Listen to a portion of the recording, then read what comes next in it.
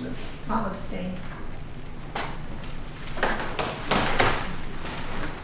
Mr. Sharp will be your appointee. Next on the list is the board's representative to the Rappahannock River Basin Commission. This requires an appointee and an alternate. We'll go through the appointee first, and then we'll have the alternate second. We'll take nominations for the appointee to the Rappahannock River Basin Commission. I'll nominate Mr. Whitson.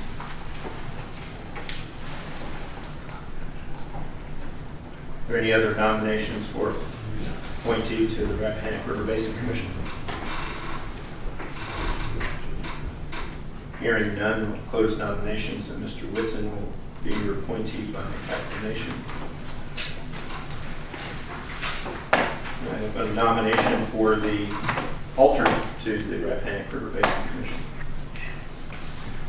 I'll nominate Mr. Parrish. Are there any other nominations?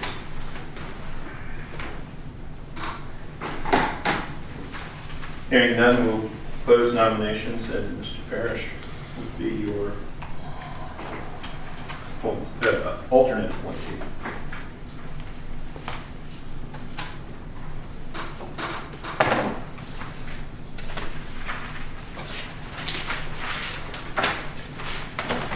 Next are two appointments to serve as members of the Public Safety Committee and LEPC when that body meets. These appointees will be members of the Public Safety Committee until new appointees are appointed at the organizational meeting in January 2022. Any individual board member can nominate up to 2 people to fill the 2 slots. Set nominations for Public Safety Committee. I would just add that I'm happy to continue to serve on this committee, and I nominate Ron Frazier to serve. Is that a nomination for yourself, ma'am? I mean, I think that's a little rude, but I accept the nomination. So that's what's nominated. We're voting for ourselves today, so it's hardly weird. I'm hearing that wasn't a nomination for herself. I just figured if I did Mr. Frazier the favor of nominating him, that he might do the favor back. I'm not sure it's a favor, but I will return the sentiments that you should make Ms. Whitson. I'm sorry, did nominate. I'm sorry. Ms. Smith.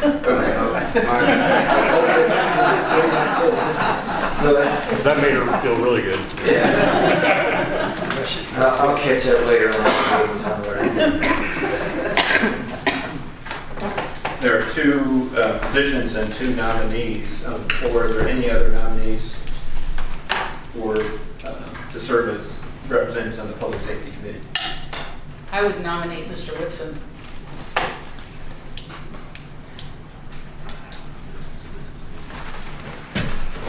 Any other nominations for Public Safety Committee?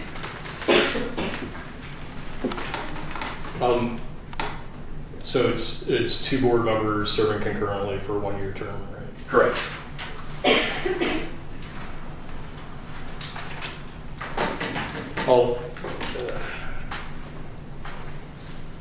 I'll go ahead and nominate Mr. Parrish. That'd be fine. One more, you can have everybody. I think that's 2 years in a row you did that. The last call for nominations. Okay, I'll call for a vote, but I'll ask you to list 2 members of whom you would like to be appointed from the group of Mr. Whitson, Ms. Smith, Mr. Parrish, and Mr. Frazier. And Mr. Whitson, you're the lucky first draw this time. Am I voting for 2 people? 2 people. Mr. Frazier and Ms. Smith. Mr. Frazier.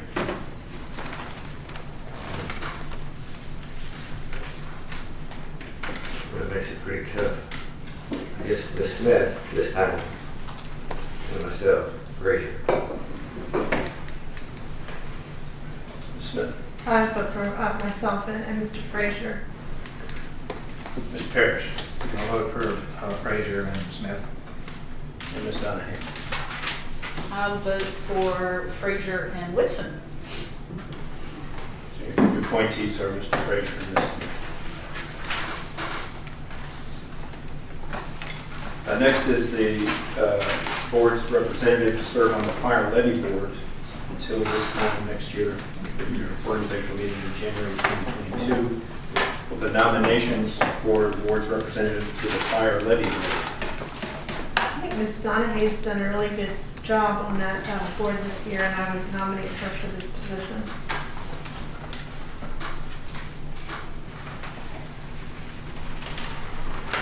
Any other nominations for representative to the fire levy board?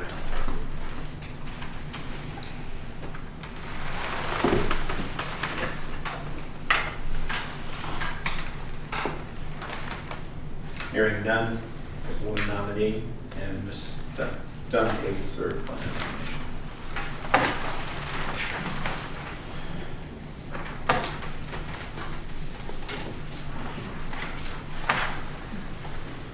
Next is elected representative to serve as the board's representative on the Rappahannock Shenandoah Warren Regional Jail Authority Board. As your county administrator, I also serve on this board. All of the nominations for representative to the RSW Regional Jail Authority Board. Nominate Mr. Parrish.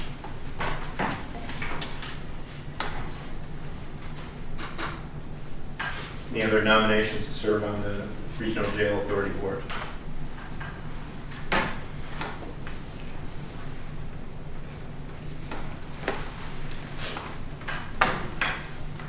Hearing none, nominations will be closed, and Mr. Parrish, by acclamation, will be representative on the Jail Authority Board. As long as I don't have to spend the night over there. Good food. Next is the board's appointee to serve on the Agricultural and Forestal Districts Advisory Committee. And this position will be through your organizational meeting in January 2022. Or the nominations for a member to serve on the Agricultural and Forestal Districts Advisory Committee. Mr. Curry, who's our current representative? Mr. Parrish. I thought you were. I think it's Mr. Frazier. I don't believe the body met one time during. I thought it was you. They will meet in 2021. Maybe. We never met, I thought it was him. I'll nominate Mr. Frazier. Oh, they don't meet.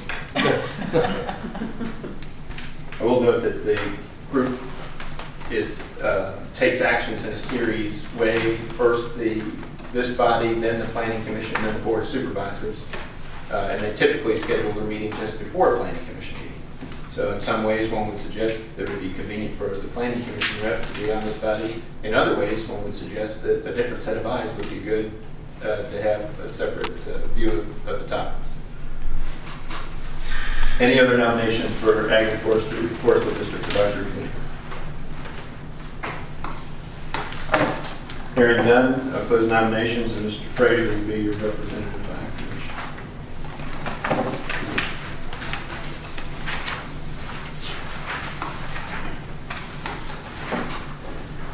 Next is the board's representative to serve on the Rappahannock County Recreational Facilities Authority until this time next year at your organizational meeting in January 2022. I'll accept nominations for the position to serve on the Rec Authority Board.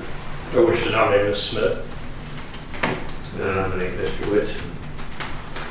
He's already serving that, I think. It has some continuity.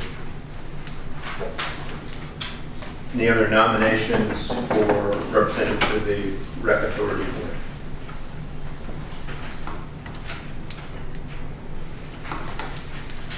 And there's just one supervisor on the board? Sick person.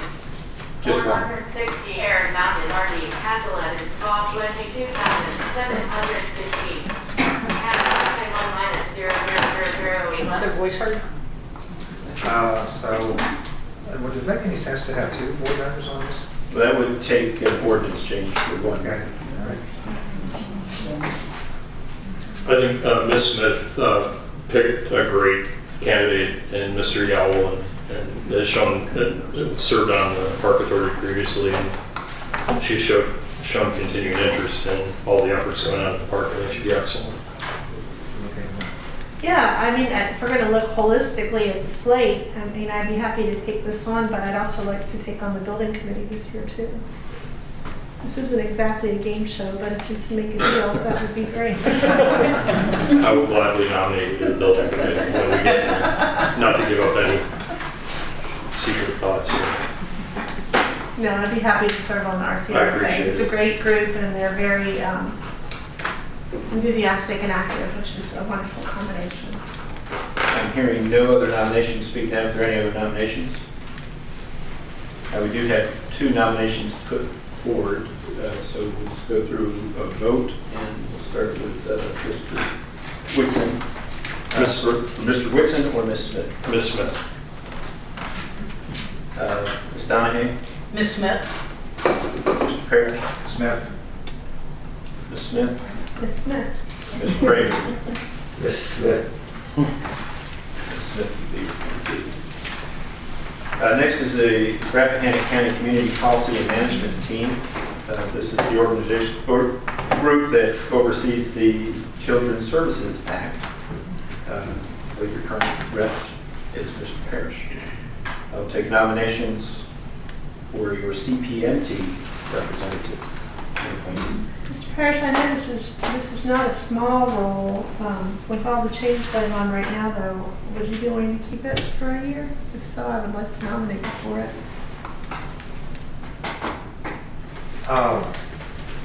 You know, I would, but I'm happy to have somebody else do it also. I would be,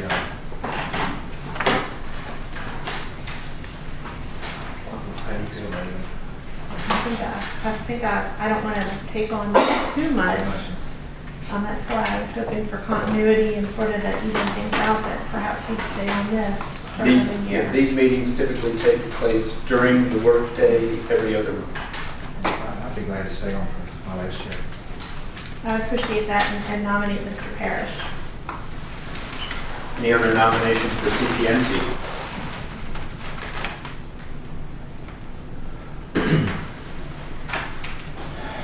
Hearing none, Mr. Parrish will serve by acclamation.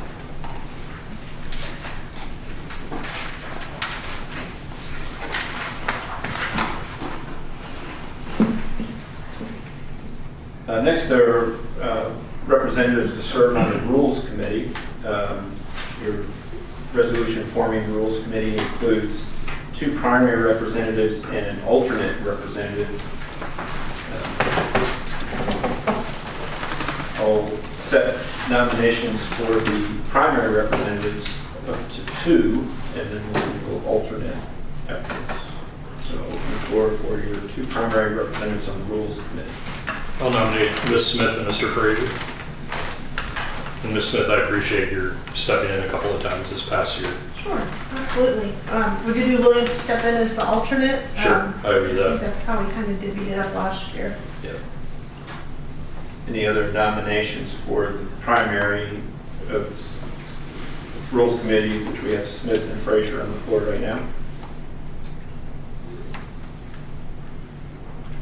Hearing none, Ms. Smith and Mr. Frazier will be seated by acclamation. And if I could just have you reiterate your nomination for the alternate. I nominate Mr. Whitson as the alternate. Any other nominations for alternate on the Rules Committee?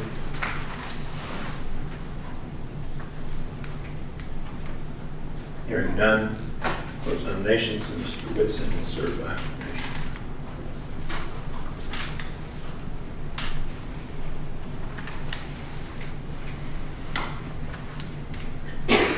Next is the Building Committee.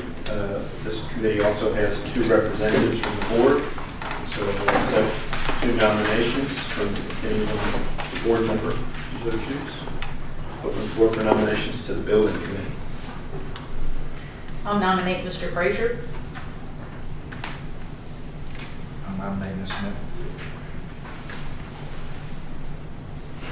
Any other nominations to the Building Committee? Is it 2. 2 seats? Yeah. 2 open seats and 2 nominees on the floor.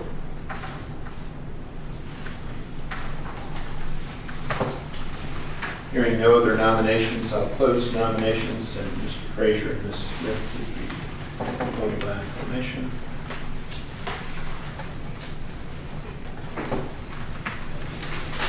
And lastly, the end of the resolution identifies your meeting schedule for the calendar year 2021. I will go ahead and read it just to be clear. Regular meetings of the board shall continue to be held on the first Monday of every month, except for September 2021 regular meeting, which shall be held on the first Wednesday of the month in the courtroom on the Rappahannock County Courthouse, 250 Gay Street, Town of Washington, Rappahannock County, Virginia, unless changed pursuant to Section 15.2-1416 of the Code of Virginia. Regular meetings shall begin at 2 p.m. and the consideration of business scheduled for that time shall be recessed and reconvened at 7 p.m. if there is further business to conduct. In the event the chairperson or vice chairperson, if the chairperson is unavailable, declares that weather or other conditions are such that it is hazardous for members to attend any regular meeting, that meeting shall be continued until the immediately following Wednesday or immediately following Monday in the case of Wednesday meeting. And the other board members and the press shall be notified by the county administrator as soon as possible. Further, except as noted herein, in the end of the regular Monday meeting date falls on a holiday recognized by the Commonwealth of Virginia, that meeting shall be held on the following Wednesday without action of any kind of this Board of Supervisors. No further notice or advertisement shall be required as to any matter advertised for a regular meeting continued pursuant to this paragraph. These changes to the regular meeting schedule are authorized pursuant to sections 15.2, 1416, and 1419 of the Code of Virginia. The board, desiring to avoid conflict with the general district court, which uses the same meeting room on Tuesdays, the next business day after the regular meeting day. So if I could have a motion and a second to adopt the resolution with all the appointments that we discussed earlier and including the regular meeting schedule as noted in paragraph 15. So moved. I guess second. I'll second. A roll call vote. Ms. Smith. Aye. Mr. Parrish. Aye. Ms. Donahue. Aye. Mr. Whitson. Aye. Mr. Frazier. Aye. Thank you very much. Ms. Donahue, the floor is yours. Thank you. Next on the agenda is to adopt the agenda.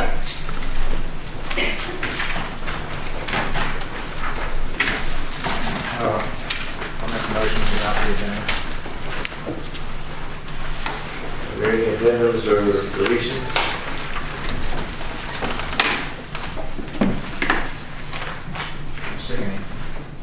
I'm sorry. My question was, are there any addendums? There are no addenda items, there are no items added after the agenda's first amendment. I didn't think so, but I mean, as far as today's already gone, I could have missed it.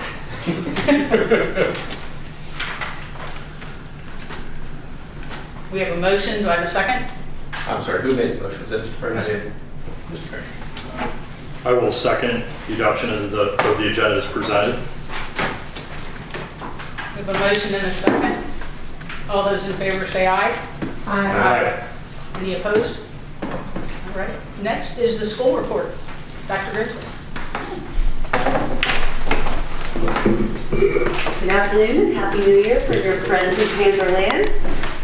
Today, all staff returned from winter break, and we are working diligently to kick off the second semester and prepare for students returning to in-person learning on Monday. This week, teachers are finalizing semester 1 grades, participating in training, and continuing curriculum development on Canvas, the district's distance learning platform.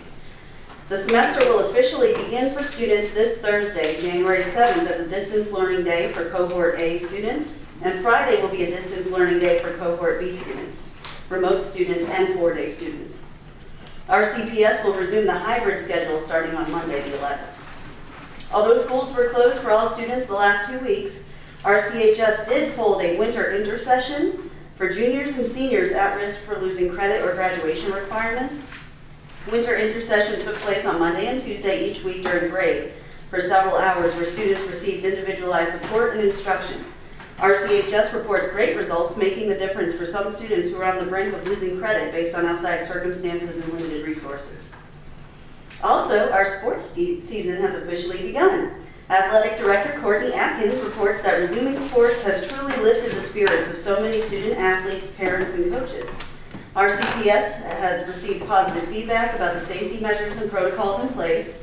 Although the limitation for 25 or less spectators is still in place by governor edict, we have been able to accommodate 2 tickets per athlete, as well as have games streaming online for outside viewing. Girls JV and varsity basketball have played 3 games already so far. Boys JV and varsity have played 2 games, and middle school boys basketball is slated to play their first game this afternoon. Varsity wrestling is scheduled for their first match on Thursday, January 7th. And Scholastic Bowl will begin virtual meets beginning on January 14th. Since sports have begun, RAP athletics have not had any positive cases arise amongst players or coaches. We will continue to move forward with practices and competitions as long as our conditions allow. RAP athletics will continue to put in the time and effort needed to make our condensed season as successful and safe as possible.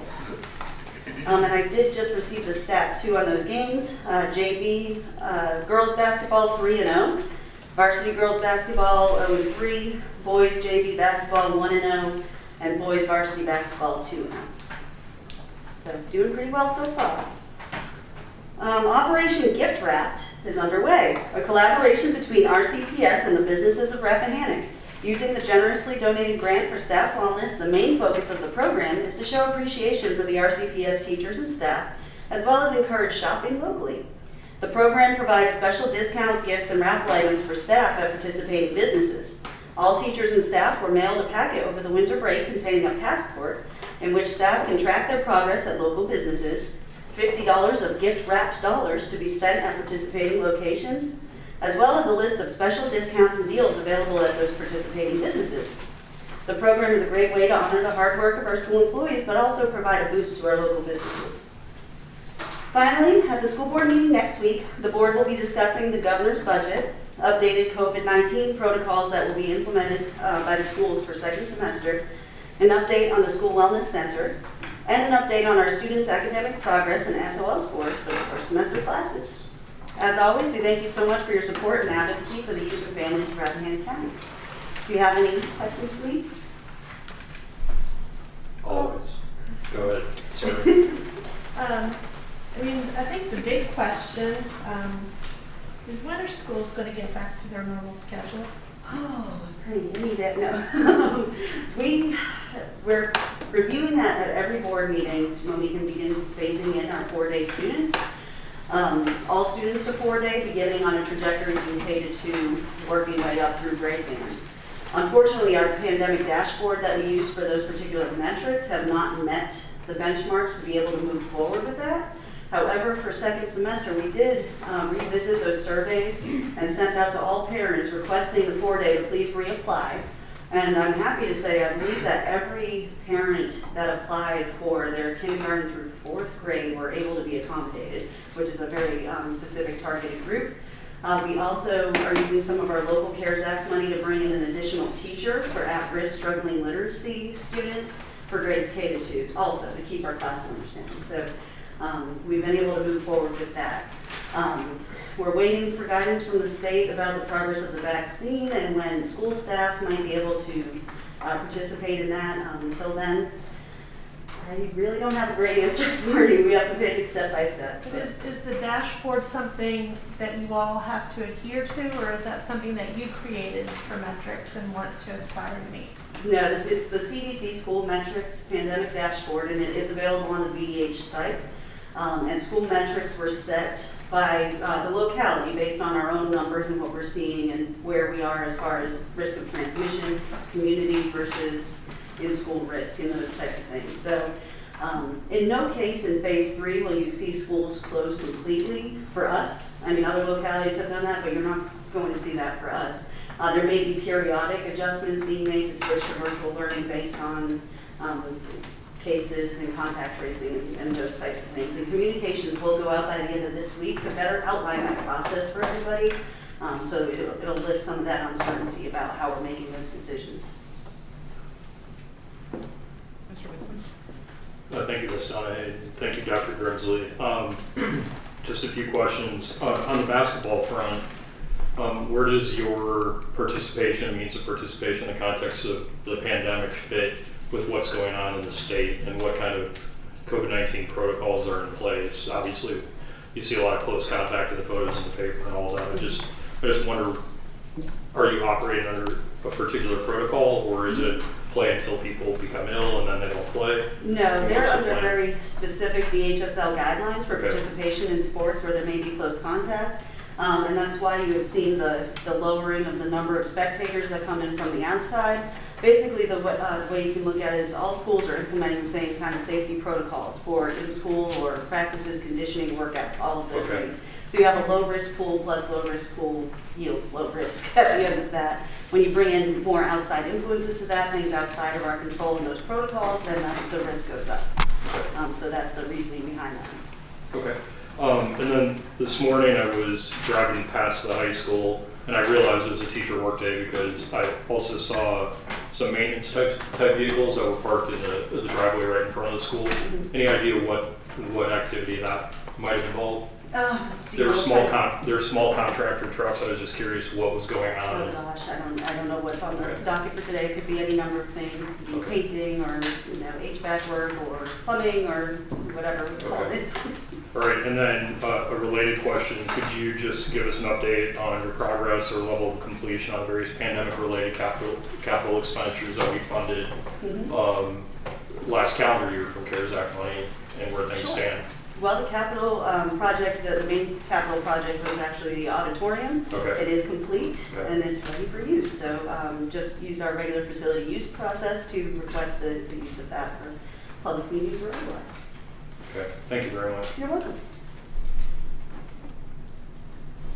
My one question is, how's morale? Morale, I think it's really high compared to, as well as can be expected. We're doing everything we can to pump up the staff. It is a tough time to be in education, and the stress and anxiety levels are very high. And I think that's just the norm across all types of businesses and things. But for teachers especially, it's been tough, especially with the polarization once it became political and all of these different things. It's been a rough road, but your Rappahannock staff are doing an incredible job, and they've been open since the beginning. So Thanks for all you're doing. Thank you. thank you. All right, next we're on to public comment. 5 minutes or less, I believe, is the norm. Please state your name and the district you're in, and address. Any public comment? Yes, sir.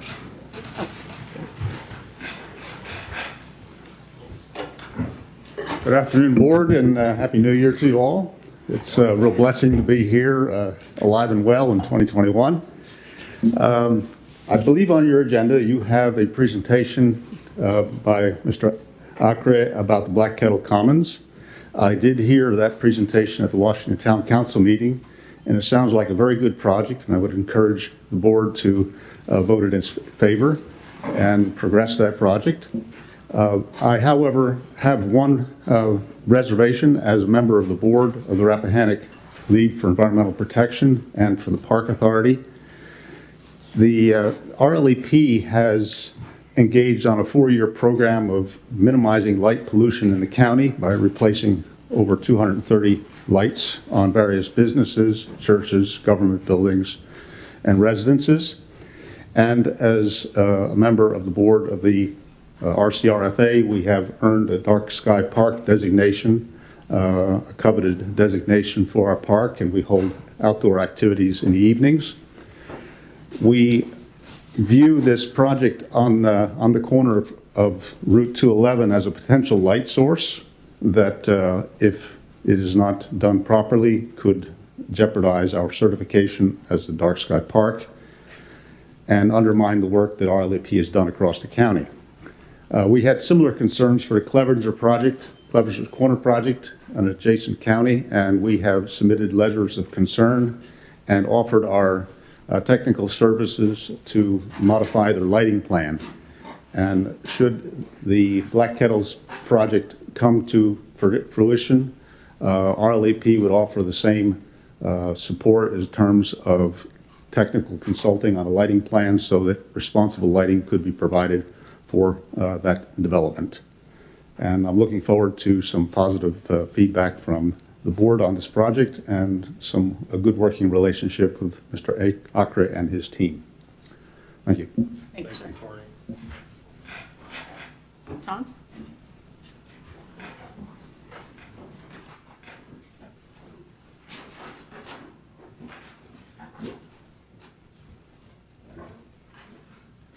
A little bit wobbly today. Tom Pelican. I live in the district of Woodville, Virginia, where Mr. Parrish represents me. Very proud of his representation also. At 12 o'clock, I didn't intend to be here.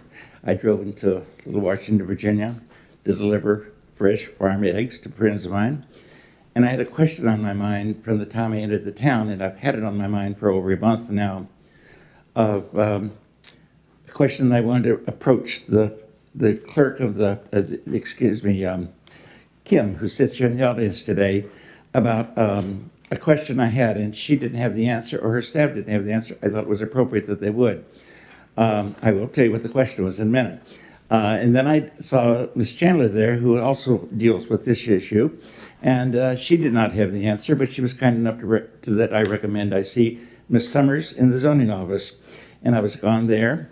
I asked her the question, and she didn't have the answer, but she went, she prepared the answer, and she found it for me, and I bring it before you today.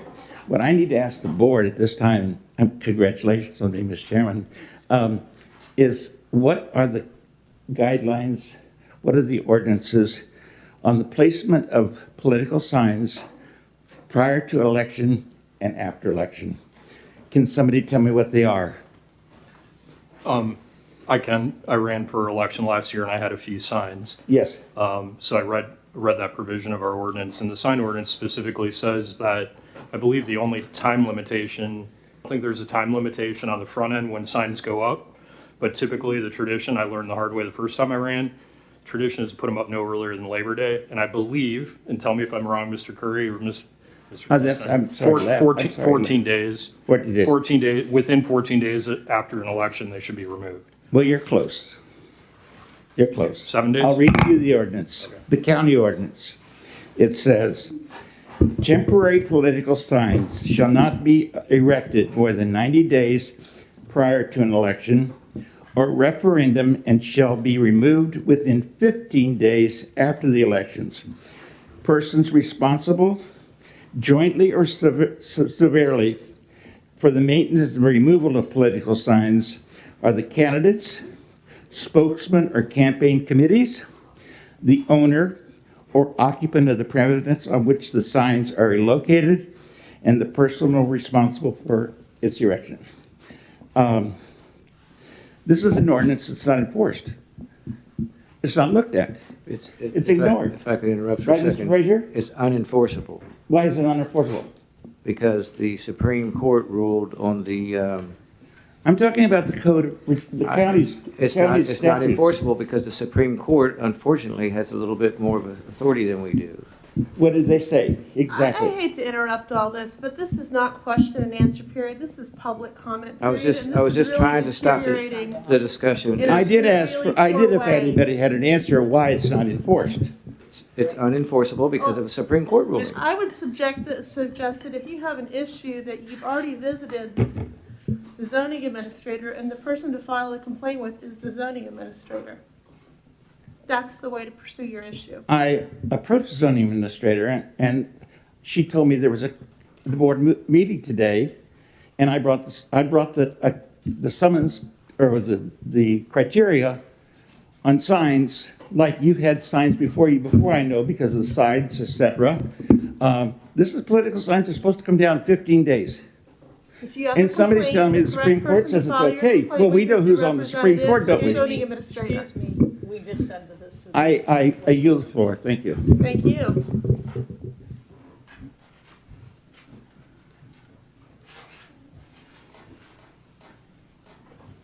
Anyone else would like to speak? Yes, sir.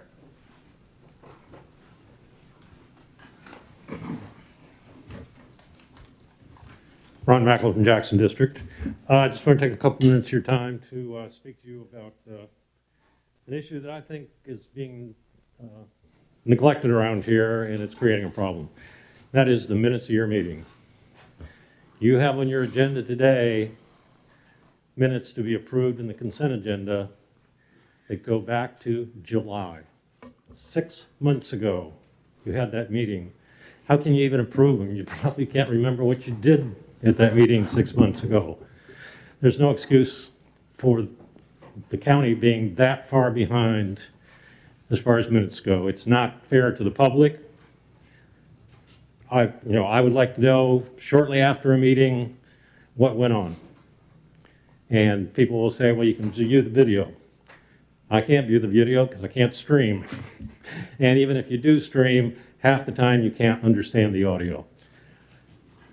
There's an answer. The state code under 2.2-3707.1 has postings of minutes for state boards and commissions. And this only applies to the state boards. But there's nothing that would prevent us from adopting a similar regulation that would require that the minutes of the meeting at least be presented at the following meeting, if not sooner. And this should be for all boards in the county. And because quite honestly, I'm a FOIA officer, it's verging on an extreme lack of transparency and can create FOIA issues in that people ask for information and a FOIA officer is unable to give it to them because the administration hasn't made it available yet. So I would encourage you, it's a new year, it's not a big deal, and it just puts everybody on notice as far as you've got to produce it by a certain date. So if you could go ahead and take a look at that, I'd appreciate it. Thank you, Paul. Thank you, Rob. Anyone else in the audience? Yes, sir. And make the statement that I said earlier from here. Ms. Summers in the zoning office told me that the county attorney would be able to give me the answer for the board. Thank you. Yes, we do have several people online, and while I haven't announced for them to raise their hand, I have at least one hand raised. One hand is raised? Yes. All right. There are directions on the screen for those who are using Zoom on how to raise your hand. All right, the person that has their hand raised, can we unmute them? And that is Anita Ramos, and I've asked her to unmute. It's audio only, correct? This is audio only. And just a picture of the screen. Ms. Ramos, and see if we can hear you. Yes, sir. I hope you can hear me. Okay. Yes, ma'am. You have the floor. I want to wish you all, first of all, a Happy New Year. We hope that this will be a successful year for the Board of Supervisors and the entire county. At this time, I've done this in past years, I want to take a moment to honor those people who have served or employed or worked for the U.S. government in any way, shape, or form over time. And I also at this time want to add those people who have worked for our Commonwealth, our county, our cities, and our towns. Many of you worked long hours, especially this past year, to help our nation, to help our county, to help our state. I hope that we can continue to honor you and to thank you so many times because you all work behind the scenes so much and rarely get the acclamation you deserve. With that, I thank you all, and I'm going to change over to watching you on Grab News so I can see your faces because I can't see you all on Zoom. Thank you. Thank you. Anyone else on the call? There's dial-in users can raise your hand by pressing *9. iPad, phone, and Android users can select more and then raise hand. And then PC, Mac users can select participants and then raise hand. I'm seeing no other raised hands. All right. No other hands raised, we'll close public I comment. have one in the back, ma'am. Oh, okay, yes, sir. One, Mr. Gunn.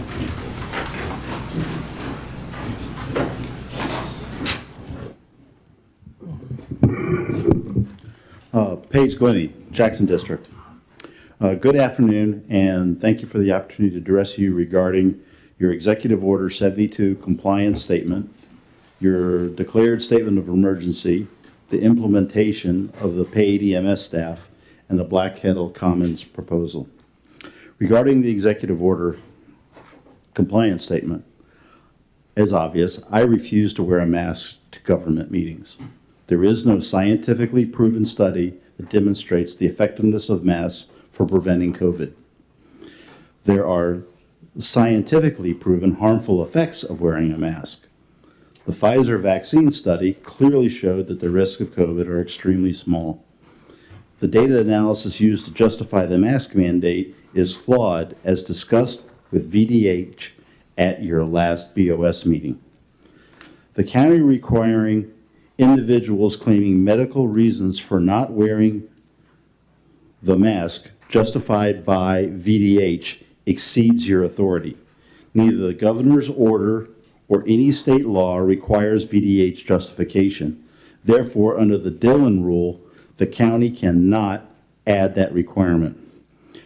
By unlawfully denying access to public meetings, the county would be committing a FOIA violation. I strongly recommend the board rescind the requirement for VDH justification and state that the county accepts the medical reason exemption. Regarding the declared state of emergency, again, knowing the Pfizer vaccine placebo results, the harmful effects of masks, and the spike in depression and abuse, why do you continue to follow Richmond's mandates? Why do you follow the advice of experts that profit from their advice? Why are you still using emergency powers? As Mr. Whitson pointed out last meeting, Rappahannock County is a COVID oasis. Sanctuary, sorry. Why is that? What makes us different? Whatever that is what we need to reinforce. It's time for our local government, this board, to independently assess the situation rather than just relying on questionable, at best, direction from above that is based on statistically invalid analysis. Our local government has a duty to protect the citizens from all threats, even if those threats are from Richmond. This board needs to find the correct balance for Rappahannock County, not subject its citizens to rules based on the large population centers of the state.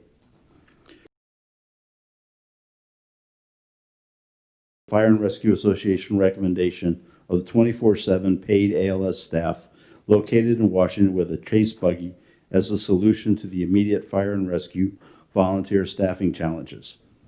I understand the Chester Gap need for paid EMT staff, but I disagree with all county taxpayers paying for community-specific needs with general county funds. If a given company cannot get the volunteer support they need, then just that community's citizens should pay for the services. The county already pays for all the operational costs, and in the case of Chester Gap, even those costs associated with their responses into Warren County, about 50% of their dispatches. Until such time that all companies sets a precedent that could add significant. Please. Hold. I'll make a motion to reapprove the remainder of the consent agenda. Mr. Frazier made the motion. Do I have a second? I'll second. Mr. Whitson, all those in favor say aye. We have to read our statements into the record for the accounts payable, right? Yeah, that was just pulled out, so that would be. It's pulled out, so we'll vote separately, right? Objectively and. Point 2, 3115.H as a Board of Supervisors member. I might have a personal interest related to the of a payment to Walker Jones, which firm provides legal counsel related to the Bragg 1 case. The nature of my potential personal interest is the fact that the named firm is providing for my legal defense as a member of the Board of Supervisors. I certify my involvement in action as a group of 3 or more members of the Board of Supervisors who are affected by the transaction, that I am able to participate in the transaction fairly, objectively, and in the public interest. Mr. Frazier? I'll decline to read. Walker Jones never represented me. Thank you, sir. All right, Mr. Whitson, you pulled the accounts payable? I did. I just had one question. There are 2 check runs, and in one of them, I noticed it's not the amount of the payment, but to whom. There was an invoice paid to Updike, which was our former refuse and recycling service provider, and I wonder if Mr. Curry might have a handle on what that invoice was and why we're paying them 5 months after the end of the contract. Oh, they do still provide service for us, for our dumpster. Sorry about that. Is it under the name of Upton? Yeah, it was. $209? Yeah. That's for the dumpster service behind the buildings here. Oh, okay. So, all right. My mistake. I have a question too, while we're there looking at these. Check for $930 to Greenhand, Tavis, and Pandak. I believe that's a law firm. That's Fund 209, the library. The library board hired that firm to represent them in developing the contracts for architectural services. Really? Really.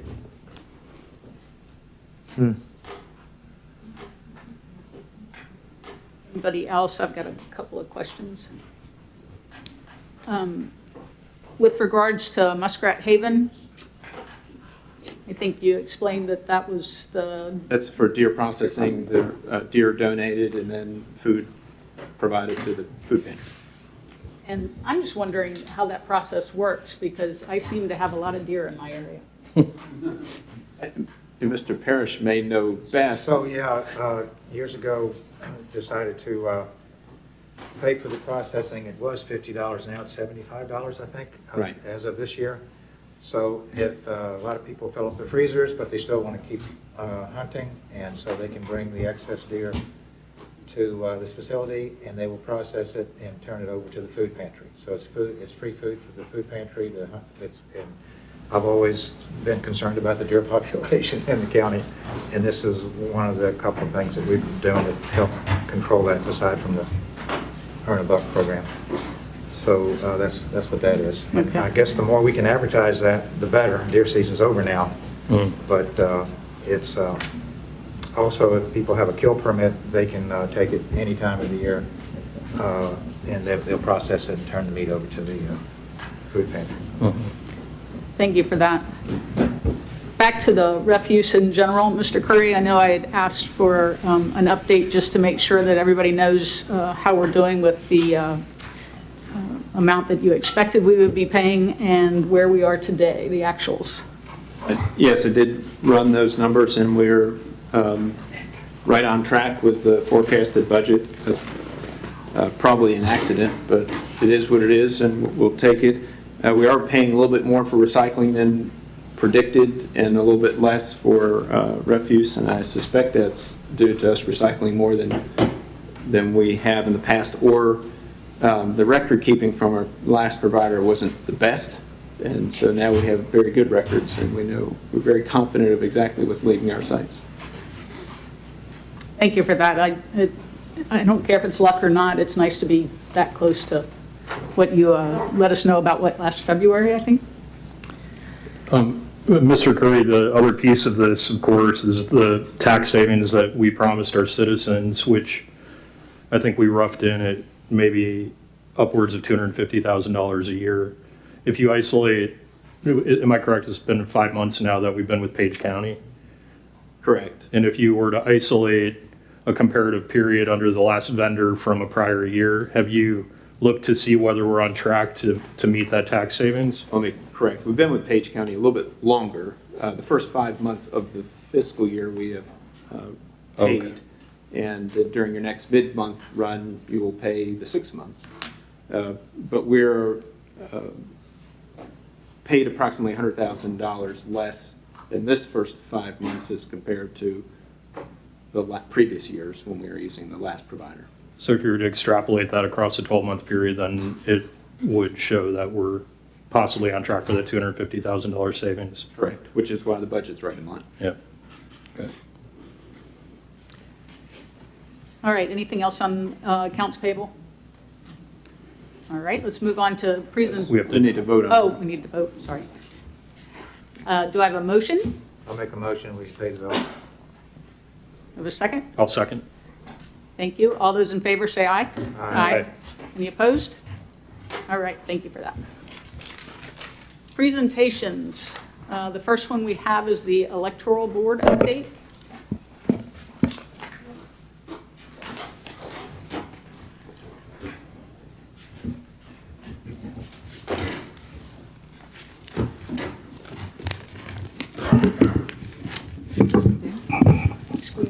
Squeeze the very bottom, it'll go down. Thank you. Honorable members of the Board of Supervisors, Mr. Curry, Mr. Goff, and members of the public. Thank you for asking Kim McKiernan, the Director of Elections, and myself here today to give you a report on how the election process went. My report does not include any duties of the registrar who spent countless hours preparing for, ordering for, organizing for, and conducting this unprecedented general election. Kim, I just publicly want to thank you for your outstanding job. As chairman of the Rappahannock County Electoral Board, made up of both Democratic and Republican representatives, I'm happy to report that we were extremely pleased with the workings of the registrar's office during this time of COVID-19, how well our staff performed under incredible stress, and with the issuance of more than 69 new election laws from the Virginia legislature and the number of last-minute directives that we had to follow. Our dedicated election officials and our county's voters whose turnout was in record numbers. As you know, we have approximately 7,500 residents in the county. As of November 1st, 2020, there were 6,107 registered voters. The registrar's office served over 5,000 of those voters for this November 3rd, 2020 election. In total, 4,962 votes were cast and counted in our precincts, in our 7 precincts, which included the 6 precincts plus the cap. This includes ballots cast by overseas and military voters, ballots cast during early voting in the registrar's office, votes cast at the precincts on election day, and absentee by mail ballots received and processed at the central absentee precinct, which we call CAP. We had 33 election officials serving those precincts who received both online training and in-person training by the Electoral Board and the Registrar's Office. Each of these officials must take an oath to uphold their duties impartially. During the 2 days of in-person training, the election officials were made aware of or were taught new laws affecting voting this year, COVID-19 regulations, and the use of personal protective equipment issued by the Commonwealth, how to properly set up their precincts to minimize any contamination by ill voters, how and where to record all numbers from the safety locks and seals on each piece of election equipment, proper use of election day equipment, which includes the electronic poll books and optical scan voting machines, how to open and close the polls to ensure there were no votes previously cast for the election on any optical scanner voting machine at the start of the day, and to ensure that the counter tapes registered 0. This process must be validated and signed by our election officials at each precinct, and finally, they were taught how to close the polls. Most of these people have been with us for years. Election officials are also taught how to ensure when a vote is cast on the optical scan machine, how to check in voters to ensure voter credit, and how to be certain whether a voter was already issued or not issued an absentee ballot by mail. This is mandatory prior to a voter being allowed to vote at the polling location. They're also taught what to do if a voter was previously issued an absentee ballot. They're taught how to record the votes cast at the end of the day on the statements of results and report them as unofficial results to the registrar's office after the polls close at 7 p.m. They're taught how to dismantle the equipment and which specific envelope every item from the election needs to go into and which envelopes to seal with a protective lock. This includes storage of a duplicate set of memory cards that records votes cast on the optical scan voting machines, voted and unused ballots, provisional ballots, any unvoted or voted absentee ballots that were returned to the precinct. There is a place for everything. Election officials are also taught how to check credentials of political party observers and the rules for the observers in the polling places and what the press may do at voting precincts. We have an incredibly dedicated group of election officials to whom the voting process is the most important thing of the day. It is not who wins or who loses that is important, but rather that as Americans, our voices are heard and our choice be known through the democratic electoral process that keeps our country on an even keel. Prior to the election, the Electoral Board and Registrar's Office performs logic and accuracy testing on all optical scan voting machines used by the 7 precincts, and 1 spare machine kept in the Registrar's Office. This procedure was observed by representatives of the local political parties. This means we zero the machines, so there are no votes on them. We insert training ballots with votes the Electoral Board marked for candidates into the machines, including undervoting and overvoting. We check and validate that the votes we cast for each candidate matches the test results when we close the machines out. We then delete those votes and re-zero the machines to make them ready for the election. We clean the machines, seal them with locks, record the lock serial numbers, and secure the optical scan machines.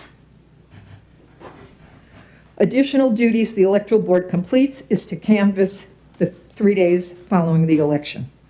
That means we certify the votes that were cast and determine which provisional votes may be counted.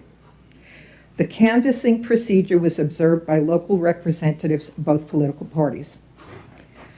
After the polls close, each precinct must complete a statement of results and include printed tapes produced by the machine calculating the total number of votes for each office, the number of votes for each candidate, the number of overvotes, the number of undervotes, and the number of write-in candidates.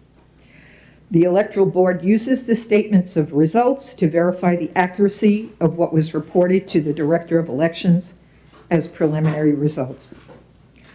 We're able to accomplish this as every machine in every precinct has a secured, closed, protective counter that records how many votes were ever recorded on the machine. This number is recorded when the polls are open, and at the end of the day, the protective counter number is again recorded. This shows how many votes were cast on that optical scanner. Every machine also has another counter that starts at 0. At the end of the day, the total votes are recorded.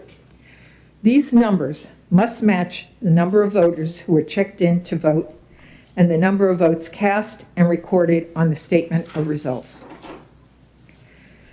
It is also important to know that at the polls, no voter is turned away. If there is a problem, a voter may vote a provisional ballot. During the canvassing process, the Electoral Board will determine if the voter has the right to cast that provisional ballot. Every vote cast must be accounted for, and all votes must be certified. Once this is accomplished, the Electoral Board signs an abstract provided by the Commonwealth, and the votes are submitted to the Department of Elections. All ballots, voted and unvoted, memory cards from the optical scanners, Required forms, certified forms, are then transferred to the custody of the clerk of Rappahannock Circuit Court for secure storage in their vault in accordance with state law.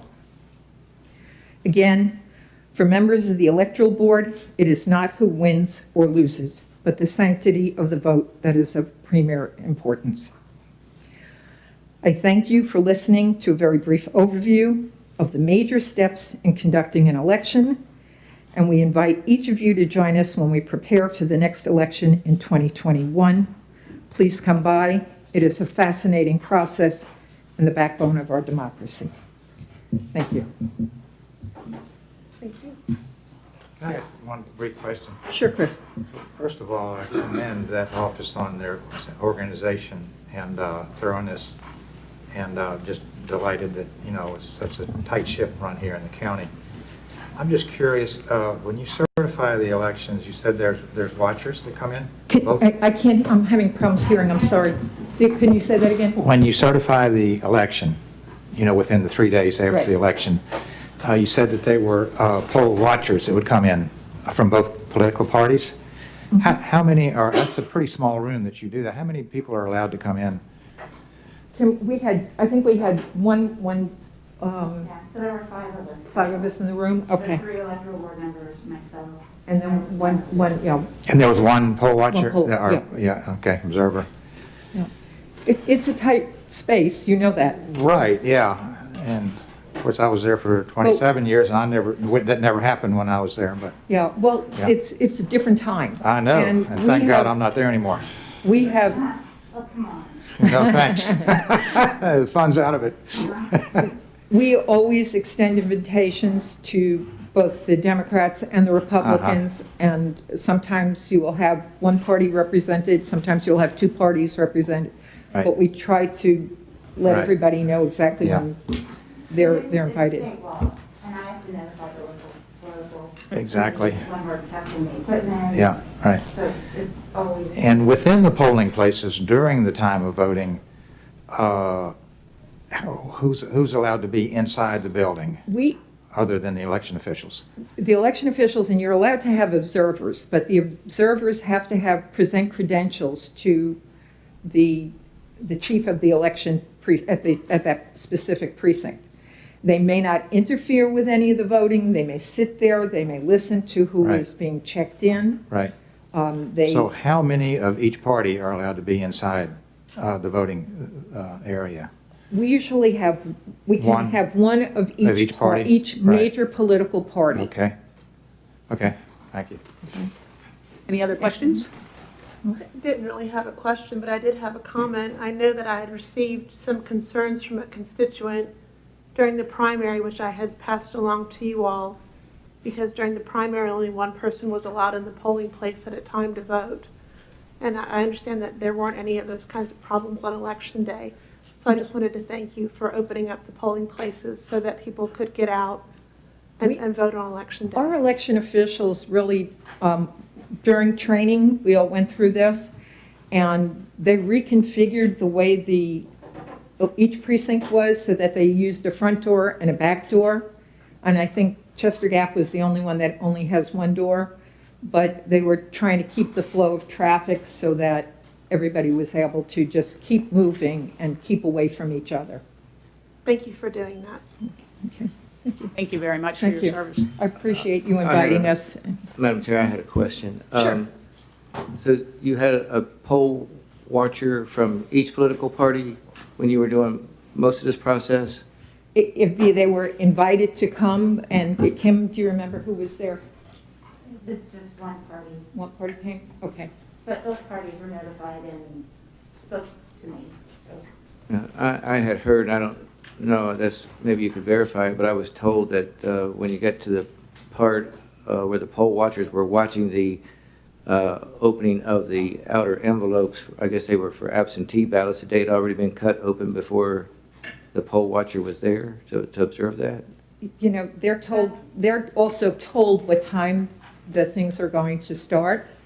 And we had an incredible amount of absentee ballots, you Right. know, and we had to get that done. I can address that. Sure. Due to the anticipated volume, one of the new laws that was passed was pre-processing. And it actually allowed the registrar and staff to do a lot of it, which I want no part of. One of the things we could do to expedite it was just slit that envelope so that when our election officials were pre-processing, they just pulled that envelope out and matched the name and address to the name and address on the outside of the envelope and could go from there processing it. The vote, the ballot, the marked ballot wasn't seen by us, and that secrecy is very heavily guarded. But so then they actually were cut open before a poll watcher could see that. Yeah, I mean, we process them. We check them in on the machine. Can I say something to this? Ron, the ballot is put in an envelope. Understand that. That envelope is sealed. That envelope then goes in an outer envelope. So by slitting the outer envelope, you have no idea what is on the inside part of the other envelope because it is still sealed. I understand that, but the complaint that I received was, and I think that's probably what prompted me to ask for this presentation to start with so that I could ask that question. Once that envelope is slit open, there's actually no verification if something had been changed back and forth. And that's what their complaint was. Not that it happened, it's that protocol wasn't followed. Is that correct? Kim, I'm going to let you. Protocol was Why don't you get followed, and envelope B that voters seal their marked ballot in has a back side where they have to fill it out and sign it. If it has been opened, even before we open the exterior envelope, then we have a problem. And one of the new laws was that if there was a problem with envelope B, we had to contact the voters and give them an opportunity to come in and fix the error or, the problem. So we would have contacted the voter if their envelope B had been slit open. None of us did that. Slit open envelope B.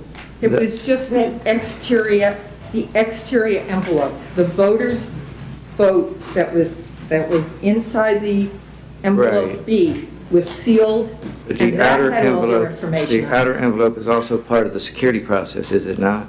The outer envelope was slit open on days when we were having pre-processing. And it was never done without other people present. Like the poll watchers or candidate personnel? We have teams of election officials who are sworn. I understand that. I'm just trying to verify that the information I received is correct. They were opened without these They're other... opened at some point, but they But weren't these other people opened and didn't- left in the vault. But Somebody took it you're out. interrupting me. The other people didn't get to see that. They did. So I want to, let's, for example, let's just say that the outer envelope was opened.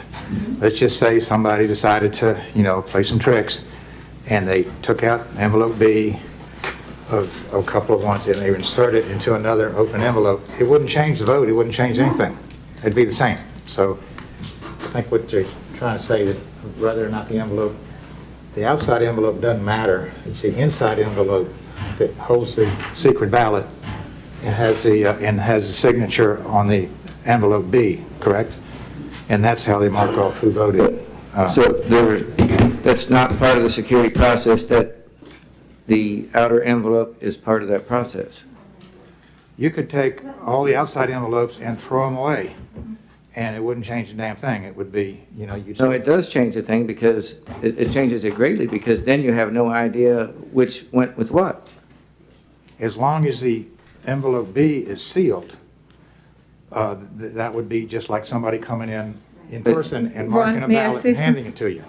Okay, when we get the envelopes back, okay, that envelope has, and Kim, you know this process better than I do, and if you can address it in terms of how it's recorded and how we know who voted by absentee, I'm going to turn it over to you. You deal with that. She knows the process. So absentee by mail ballots. We mailed out ballots to voters who submitted applications.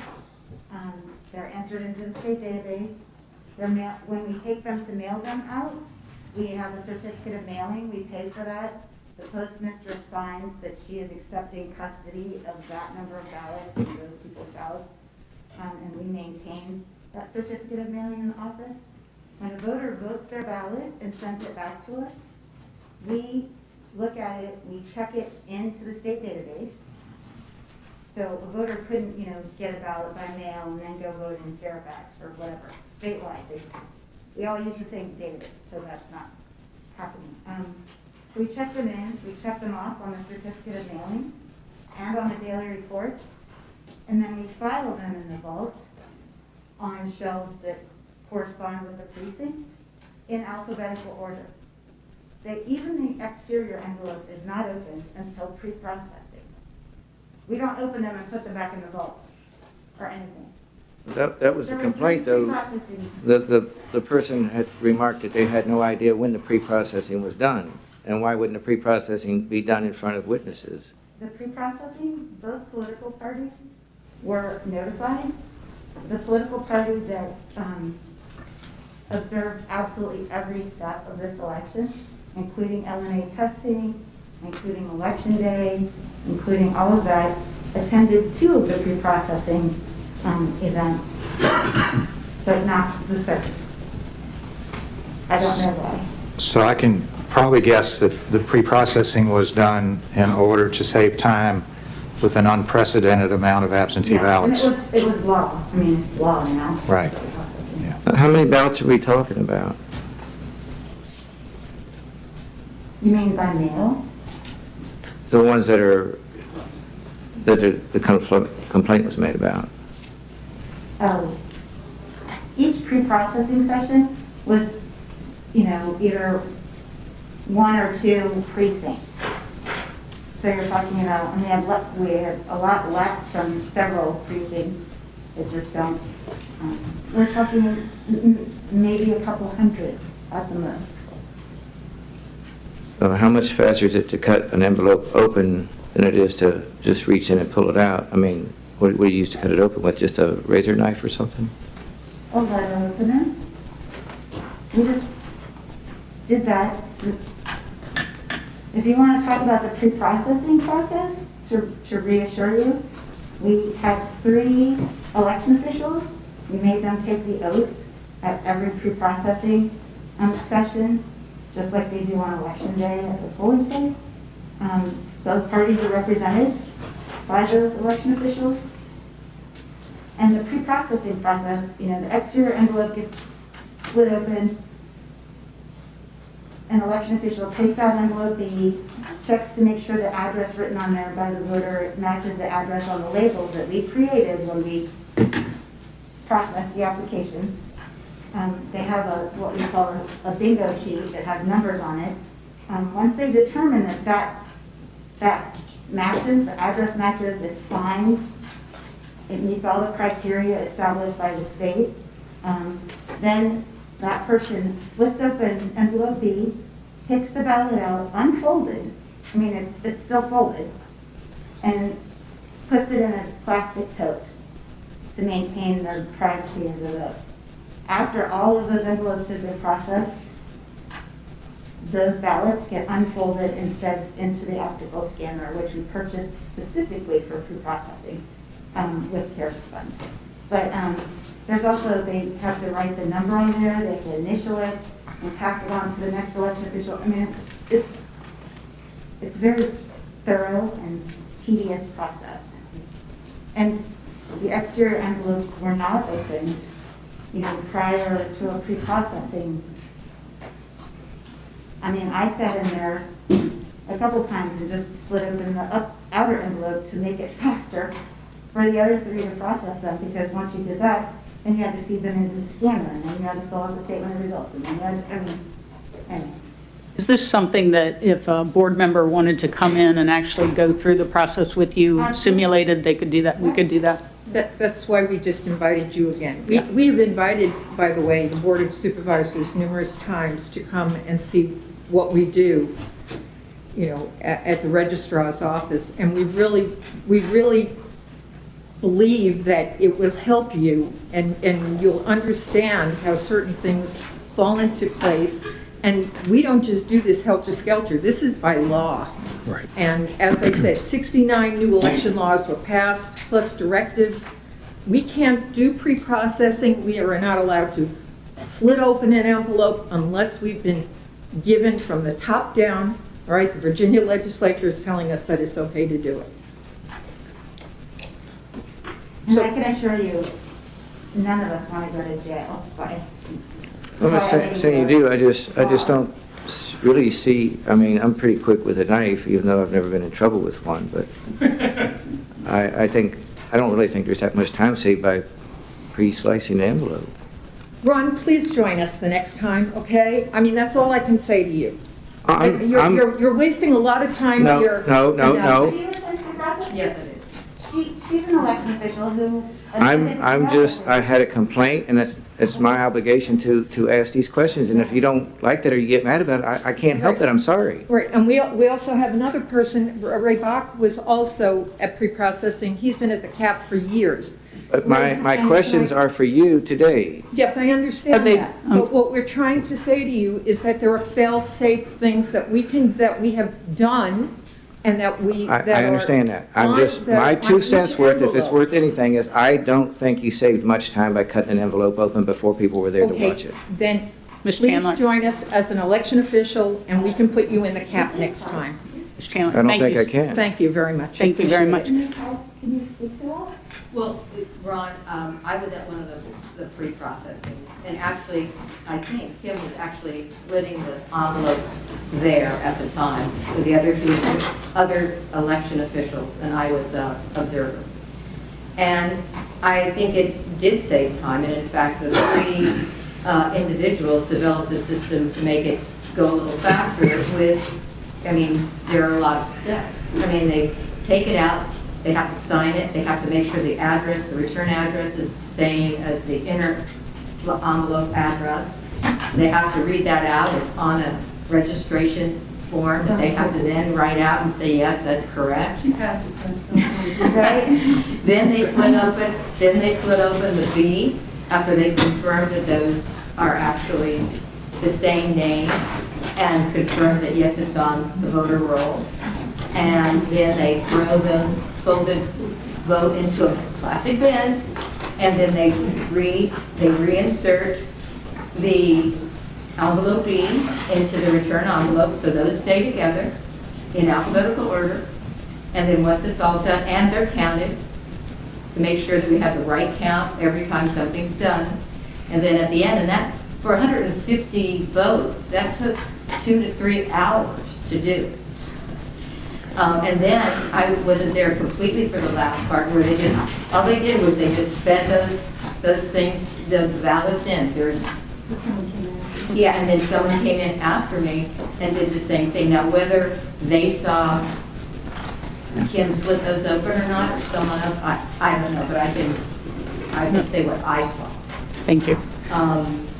And I mean, and if that was something that was allowed as part of the legislation or the guidance because of the high number of mail-in votes or absentee votes, if you have a concern about that, then I would bring that forward. But I'm relaying a concern from somebody else, so, and I really don't think people should get upset because the questions are asked.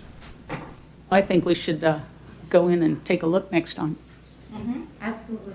Ms. Donahue, I did have just 2 questions, and not to put you on the spot, how many registered voters were there in the last election in Rappahannock County? 6,107. How many people voted? 4,962. 952. Yeah, So- so yeah. 4,972 ballots were cast. There were still, the over 5,000 was, there were still 59 ballots that voters had applied for. We mailed to them. They didn't mark and return them, and they didn't show up at the polls. Okay. But we still went through the process of. All right. So we're well short of 100%, and by no means did more than 100% of registered voters vote, which one person noted a citizen at our last meeting. Okay. Right, say that again? the math works. Not more than 100% of registered voters voted. It was not, and may I say something? That was the same person that complained to Ron Frazier about. Okay, thank you. Yeah. I just want to confirm the numbers. Any Thank other you. questions? I think we probably should move on. For sure. Thank- Mr. Bach had his hand up. This one again, Tom jumped in there, I just found out on the election and the process she described, and we had observers around us, the electoral board, both parties, walked in and out during our process, and that's it. So we had plenty of observers to make sure that it was okay, and when we had questions, we asked him or Denise or somebody. Thank you. Thank you. Thank you, Ray. Thank you. Mr. Curry, I do have one administrative question. I believe that we asked the electoral board folks and Ms. Kiernan to come in because last year we did adopt as our minutes I believe it's called the You recorded the abstract of votes. Right. Within your records. Right. Is that still an outstanding administrative item we need to? You did do that at your We last did, meeting. okay. I lost track of that. Thank you. Thank you very much. Next on the presentations is the Black Kettle Commons presentation. Everybody okay, or do we need a break? Well, we will, Madam Chairman, I just did want to mention, we will need a break before we present some things toward the end of the presentation. Yep. So we'll do one right before that? Take care of a few signatures, but Okay. other than that. Gotcha. Thank you. Mr. Ockery.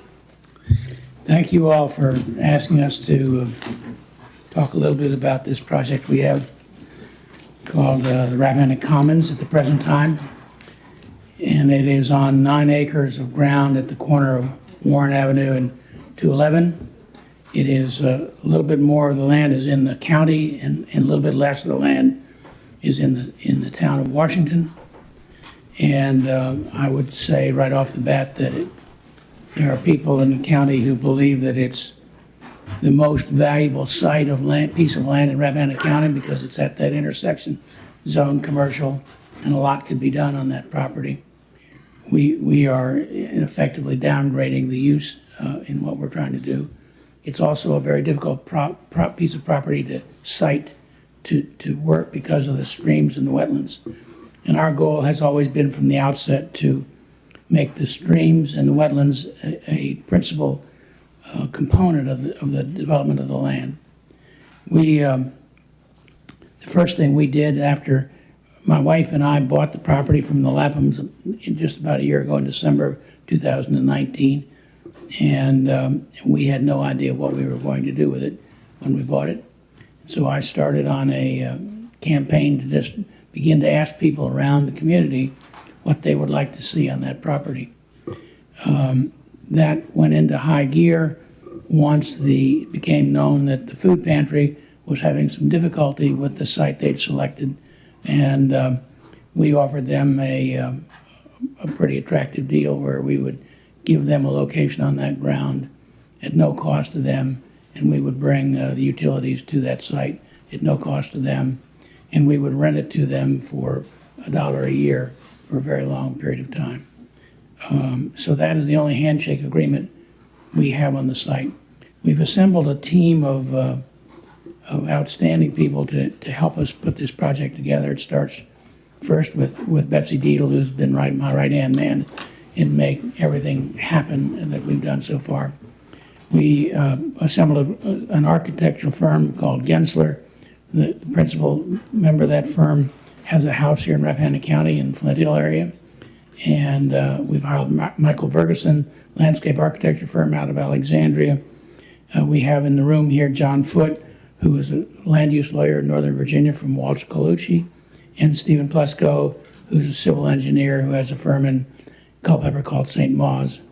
We put this team together to help us plan in conjunction with the community what we would like to see on this property and what the community would like to see on this property. And in that regard, we've held over 50 direct personal meetings. A lot of people in this room have come and had a chance to to see what we're thinking about doing. And on the screen here, you can see what they call a bubble diagram. And those places in the yellow are items that are possibilities to go in this site. Nothing is fixed right now, but just generally speaking, what we would like to see on the site divided into sort of three pieces. The piece on the farthest right is the highest point of the land, and it's the 211 and Warren Avenue corridor. We would like to see a community center up there, quite possibly in association with the library, who is considering that as a location to move to. That is completely out of our, we have nothing to do with that decision. We would also like to do some office space in that area that could accommodate not-for-profits as well as for-profit businesses who would like to be there. Down at the side of the old motel is an area where we think we can have about 10 to 20 housing units, which would be a mixture of housing for seniors as well as housing for young families and so on. Again, they would be rental houses. And then down towards the front of the property, right across from where the post office is being assembled right now, is where the food pantry and some other services, which may include a clinic, it may include the health department, it may include social services. That's still up in the air, as most of this is, but we're moving forward. The site does not have sewer and water at the site. There is water at the site, but in order to accommodate any of those uses, we have to have sewer and water, otherwise the project won't go forward. The town and the town's council has made it clear to us that they will not offer sewer and water to property which is in the county, and only if it's in the town. And so accordingly, our plan is to present the town and the county with an application for a boundary line adjustment, BLA, sometime in the next few months. We're putting that together, and on our website called Black Kettle Commons, you can see a description of what's involved in going through the boundary line adjustment. We want to be, and have been, we think, fully transparent in what it is we're trying to do there. That is our family's gift to the county. Many projects I've started in my life have been ones where I anticipated making a profit, and sometimes did. But this is not a project where I have that in mind. It is in effect our gift to the county and the town for a common ground meeting place, and I'm happy to answer any questions you may have. I see this cafe little spot down here. Are you going to offer free coffee to supervisors? Well, that sounds like an opportunity for a bribe, doesn't it? I will say that there was an earlier comment about concern about lighting.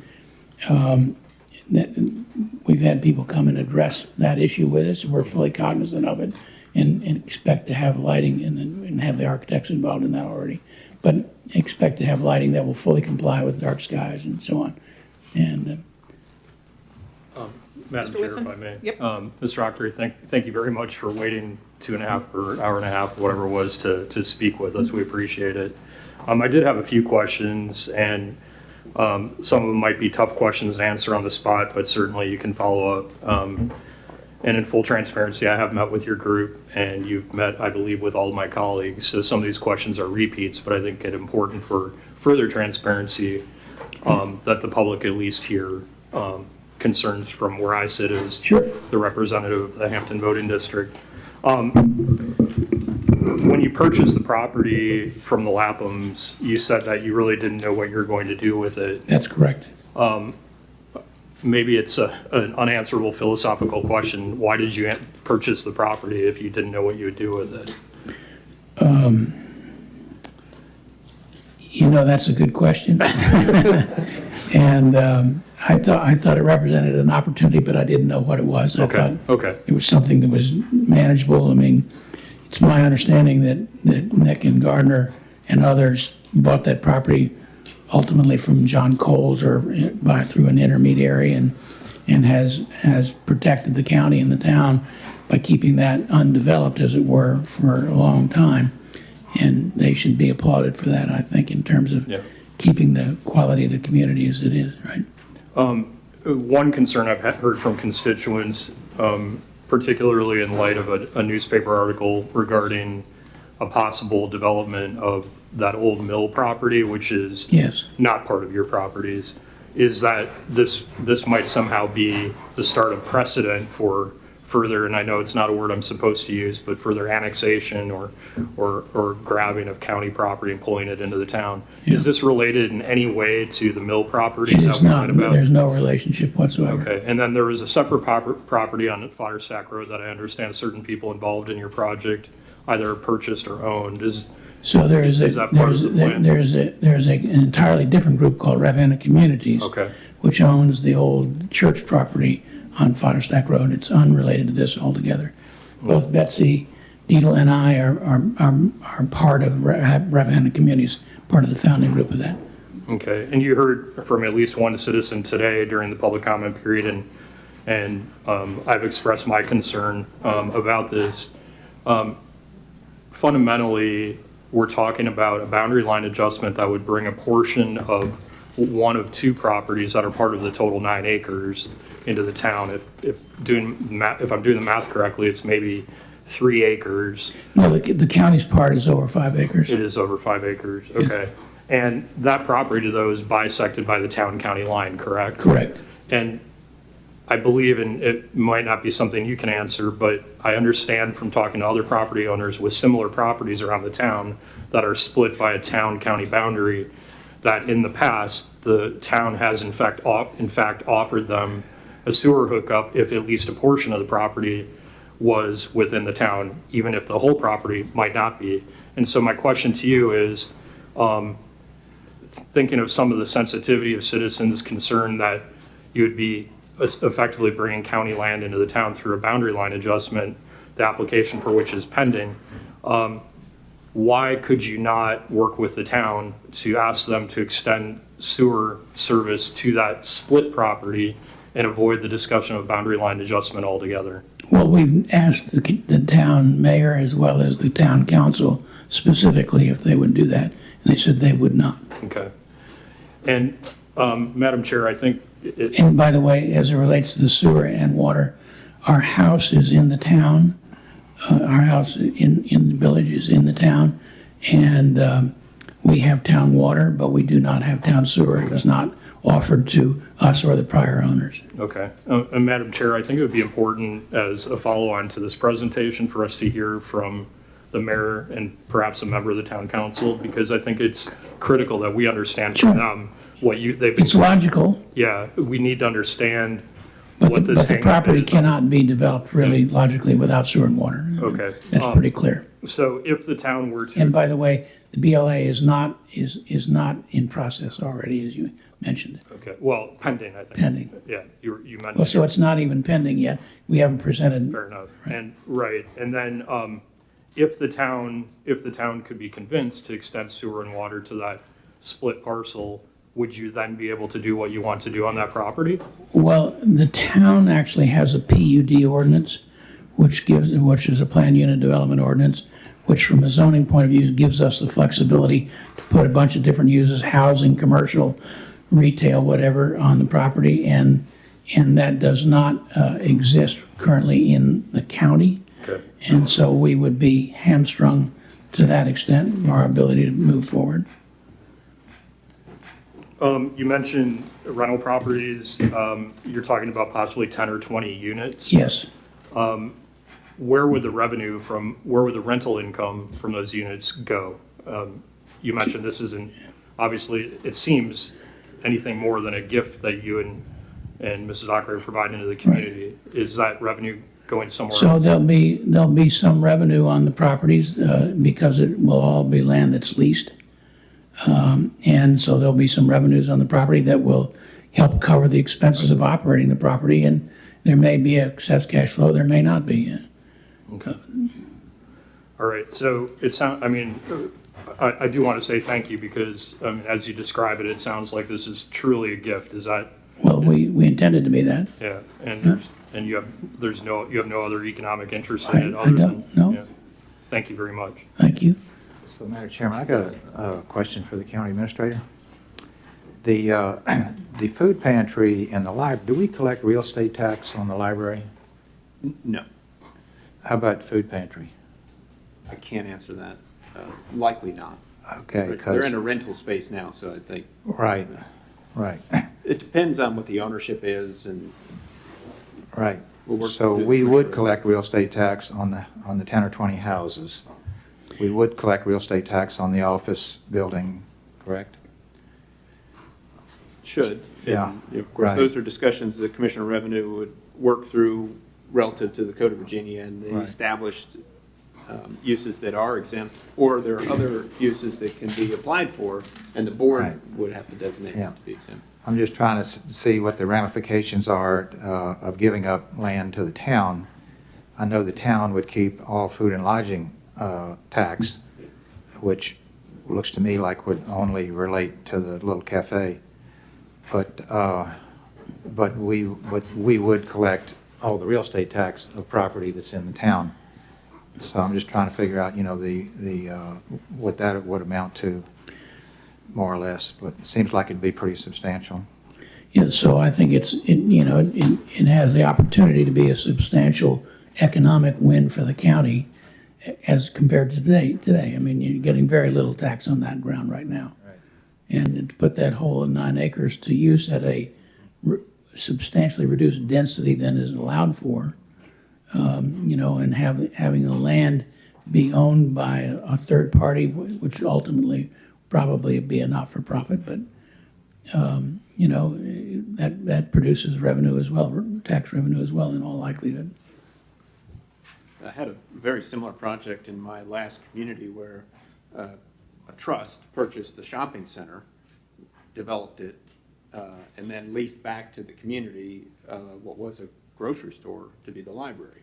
And the trust held the property, and the revenue from the properties, including property taxes as part of the rent, went towards the maintenance of the property going Right. forward. Right. Any excess was then invested into the Main Street, because it was a Main Street Preservation Trust. Mr. Ockrey, I don't know if you want to answer this, or perhaps Mr. Foote. Let's just say the town and the county can't reach an agreement on a boundary line adjustment. You raise the issue that it's secondly, not only sewer and water, but it's also the zoning designation of the Correct. parcels. Absent planned unit development zoning designation, does that make this then a non-starter? Probably so. And why is that? Just because the ability to put these things together on the property that we'd like to do for the community. I mean, I don't want to develop this, which is allowed for under the commercial zoning currently. Right. That's not my intention. Right. Okay. Madam Chair? Yes. I guess I had a follow-up question, if you Sure. could, Mr. Eckery. Would you be in a position today to address the, and it is widespread, even though I think it was only mentioned once today during public comment, what's in it for the county residents? Well, we just talked about that. I know, but we already have a park, so the community part of it is really, Well, what's in it for the county, from my perspective, is the opportunity for substantially greater real estate taxes than it's getting currently. well, that doesn't always hurt, but again, the average citizen isn't looking at that, they're looking at development and what development might bring. Well, certainly the county could get a much higher economic return from that if it were developed as it's presently zoned commercially. And that opportunity's been there for a long time. Well, there's a lot of properties like that that just haven't been developed. So I guess what's in it for the county is kind of a rhetorical question. I mean, what's in it for the county government? What's in it for the average citizen? So we're already had concerns about the lighting. Once it goes into the town boundaries, the county has no say on what type of lighting project you use. No, but I mentioned that we've already addressed that with people who brought that up with us. Architects are already on board with that, and the prior speaker said that our LEP was willing to consult with us in the lighting. We're happy to do that.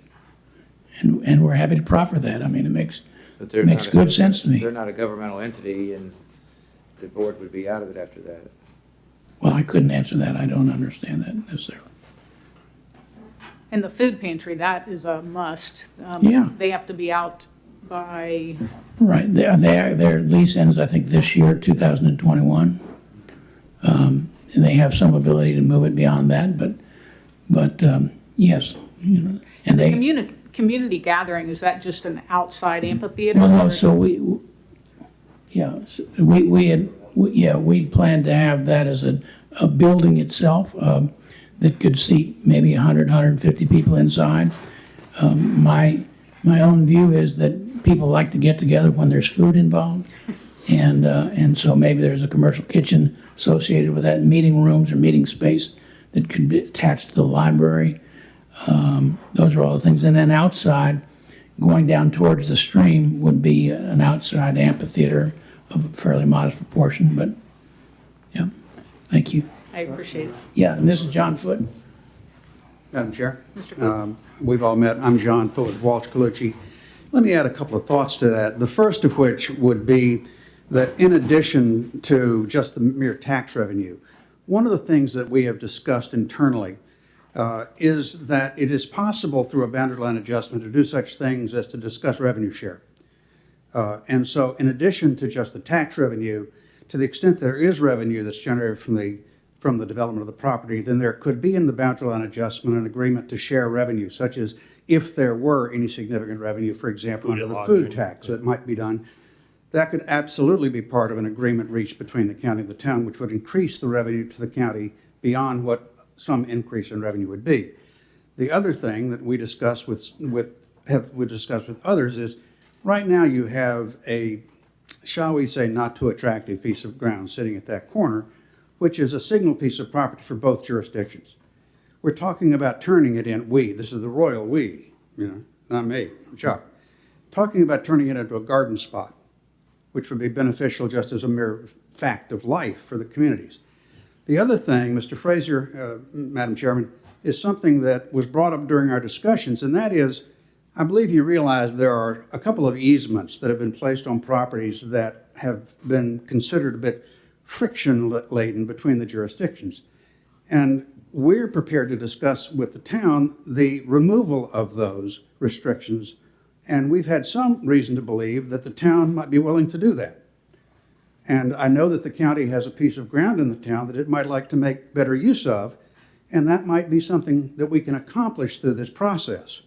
And if that would be something that's of benefit and use to the county, that's something that would also be of benefit and that we could be the facility for.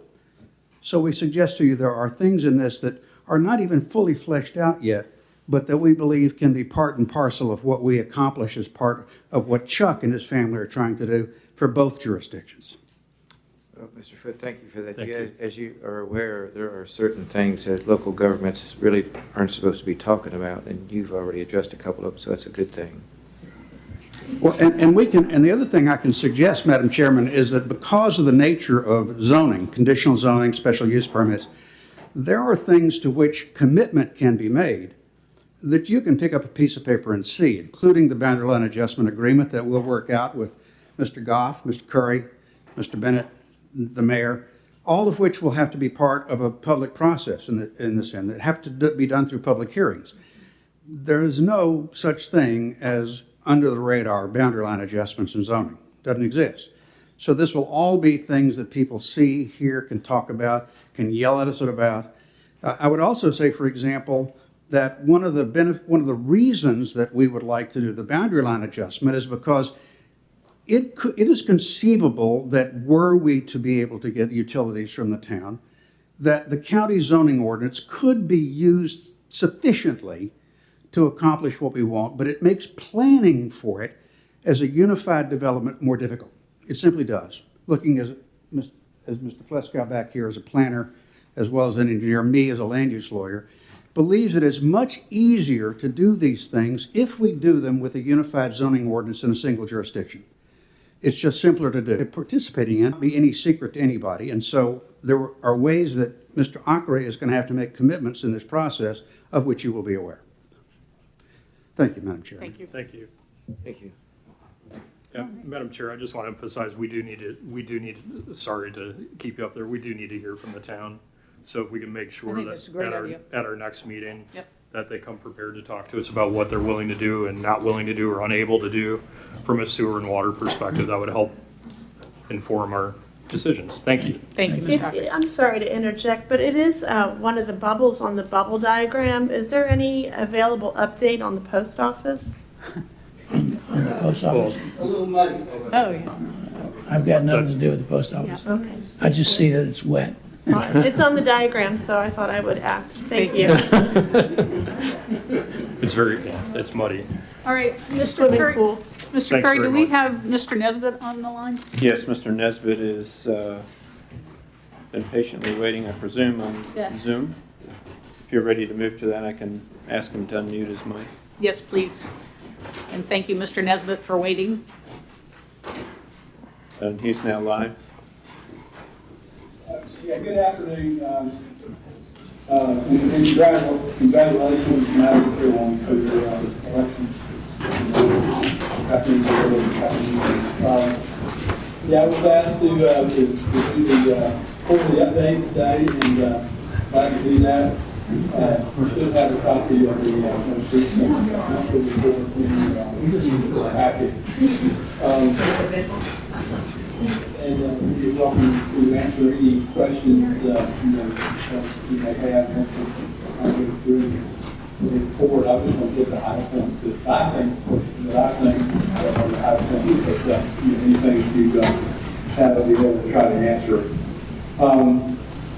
One of the high points, obviously, is we did complete the bridge deck replacement on the Kaiser Run Road bridge back in December. That was closed for several weeks, actually 2 to 3, I think about 3 months. And it was open on time and on budget. It was a state force project, and happy to have that bridge replaced, bridge deck replaced, and the traffic. The South Coast Rural Rustic Road Project, last year, the board and supervisors voted to keep that project moving forward in the 6-year plan. So that project is still underway. We're going to be working that project through the winter months. So probably won't accomplish a lot, but we'll get done what we can when we can, and we hope to complete that project in the summer of 2021. Also, I think last month, December, we discussed, had some communication with Mr. Curry on the Route 637 North section, the bridge replacement over Jericho River, which is a Jordan River. Jordan River, excuse me, I'm sorry. Which is a existing truss bridge. We're going to be replacing that truss that was actually built in 1935, I believe, is what we determined. And there were some questions about the historical significance of the bridge, and our research council did their research, and the bridge did not meet the criteria for inclusion in the historic register, so we're going to proceed with that project as the board approved. So the questions regarding that, we certainly have the answer to that.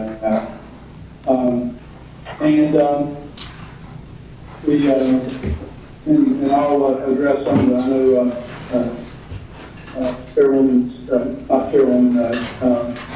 Smith has some questions about, Chairperson Smith has some questions about Sterrville traffic, and I'll update on that in a second.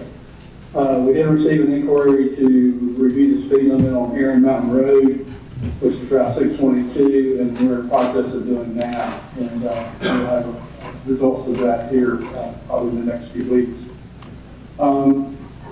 We've been, this is the beginning of, or in the winter months, so we're constantly having to mobilize for weather activities. We did have a fairly significant snow back in mid-December, which I'm sure everyone remembers, and we mobilized for that. We've also had to mobilize on a number of occasions for ice and icy situations, most notably in the Chester Gap area and also up on Route 211 Skyline Drive. So we're busy tracking weather issues and weather concerns. Those are the main points. I do have on there the rural rustic project under development. Those are basically what's in the 6-year plan, and we will be pursuing those in order as the dates come up. If there are any questions on any of that, I'd be happy to answer them, or I could do the Sperryville traffic update.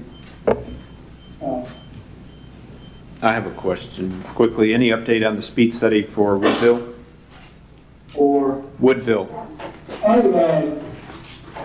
But yes, we did determine, I thought I had forwarded that to you, we did determine that the existing 35-mile-an-hour speed zone was appropriate. We got concurrence from the state police and the county sheriff's office, so that speed zone will stay as is. Thank you. That's great news. Thank you, Mark. You're welcome. Madam Chair. The Sperryville Main Street, or Sperryville area traffic items that we've been reviewing with Chairperson Smith are, there were a number of items, some that the locality had responsibility for initiating, and some that VDOT was going to undertake. And I'll address, I guess I'll list them all, and then we'll address where they are at. I'm using this, the document, Ms. Smith, that you sent me via email. It's basically an updated list that you sent me several weeks ago. I don't know if the board has that or not. I didn't send it to the board, but I'll just go down these items. The Rappahannock Public School System is going to review school bus stops in the area and make requests to VDOT on problematic school bus stop locations in the Sperryville area. I have not heard from anyone on that yet, so we are awaiting that communication. Also, the children at play signs, looking at locations that the county may request and pursue the children at play signs, and that's a process where they are, the county would get a permit from VDOT to install and put those signs up. Also, the purchase of mobile speed feedback signs for speeding in the area, and I think the county was going to pursue that as well, and we would work with the county on that. There was a stop sign there at Woodward Street and Main Street that was covered by vegetation. VDOT had that removed. Had the vegetation removed, not the stop sign. And we will, there was the ongoing concern with the sidewalk on Main Street and pedestrian safety with the sidewalk, adjacent to the travel lane. And we are going to install an 8-inch wide thermoplastic paint marking along that edge. We already have an edge line, but it is faded. We're going to replace that or cover that with an 8-inch thermoplastic marking, which is a thicker, more visible marking. Unfortunately, it's very temperature sensitive, and we can't install that until we'll install that as soon as it warms up some. If we do get a break in temperatures during the winter months, we can, but typically you want 50, 60 degree weather to install that. And if we find a gap where we can install it, we will try our best to get that done before spring, but most likely it will be spring. Let's see, also, we were looking, the county was interested, or Smith was interested in radar enforced signs like we have in Woodville, and traffic engineering is reviewing that, and I hope to have a more better report on that. They haven't provided me any specific recommendations on that yet. I know that they're looking at it, and by next month I can include that in the report as far as the status of that. The next item was the crosswalk at Street, the little small paddle type sign that has been there for several months. But we are looking at, we're going to install pedestrian crossing sign, warning signs at the intersection that are the large signs that are standard height that will be on each side of the intersection to provide, a more visible warning to motorists that they could be seen, at a distance. So that will, I've been told that was 4 to 6 weeks away, and that is in the works. So another item was that on Woodward Road, in advance of the intersection with Main Street, there was a truck route sign. As you know, the Main Street has a truck prohibition on it, a through truck prohibition on it. So there were signs on the approaches, and the sign on Woodward Road had been knocked down for some time actually, and so they have re-erected that sign. Some of you may have noticed that. That has been done. And also, and one other issue, request, I guess, is the addition of bicycle warning signs on Route 411 on Shenandoah Parkway, and we just need to get with That's great. Thank you. In the summer of 2018, and the 85th percentile is just shy of 30 miles per hour. It's posted for 25. So the 85th was 30, and the ADP on Main Street is 1,200 vehicles a day. Is the current most recent ADP on Main Street. Thank you, Mr. Nesbitt. And Mr. Whitson has something for you. Hi, Mr. Nesbitt.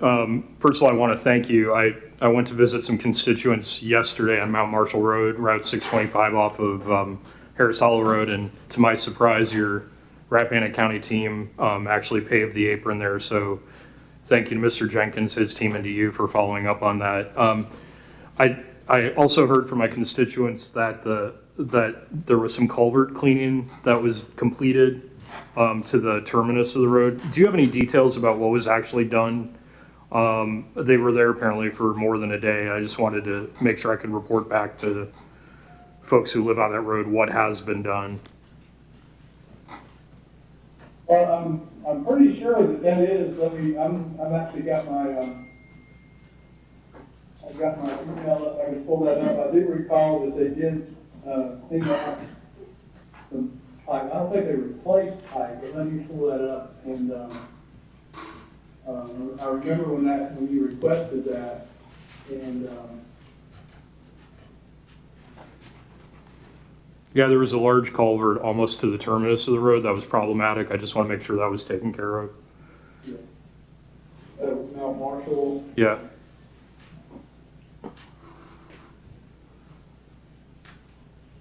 That's you're probably route number for that. That is 625, I believe. 625, yes. Yep. That's Jenkins. Sorry to put you on the spot. Okay. I'm fortunate I'm sitting here at my computer and I can pull Yeah. that. Hopefully. It's there. A grader went through it, I believe, between Christmas and New Year's, and then I think we had that rain event, ice event. It looks like it's already in bad shape again. I'm referring specifically, I think, to the uphill from Rock Mills going up to Ridgeview. I wonder if you could contact Mr. Jenkins and if somebody could meet me out there this week to take a look at it. It also needs gravel in addition to regrading. Yeah, that's no problem. I can do that. And then And then finally, I want to thank you for the one property owner in the Hampton Voting District who had some work that needed to be done within your right of way. I really appreciate your following up and getting that done, and thank you to Mr. Jenkins and his team. I'll pass that on to him. Yep, so let me know when we could meet, somebody can meet me on Long Mountain. Sure, yeah, I will get back to you shortly on that. All right, thank you. Any other board members before I speak? No. Mr. Nesbitt, I am just trying to follow up. PEC is still interested in the Jordan River Bridge. I received an email that said they're still looking into the historic registration on it. So just a heads up for you that you may get more questions. Also, I'm wondering, I saw a bunch of trucks around at least Wakefield today that appear to be cutting ash trees. Is that part of your work?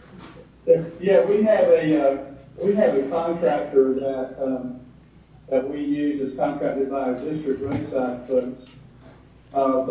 Yeah, we are having, as they don't know, a terrible problem with the ash tree, the ash borer.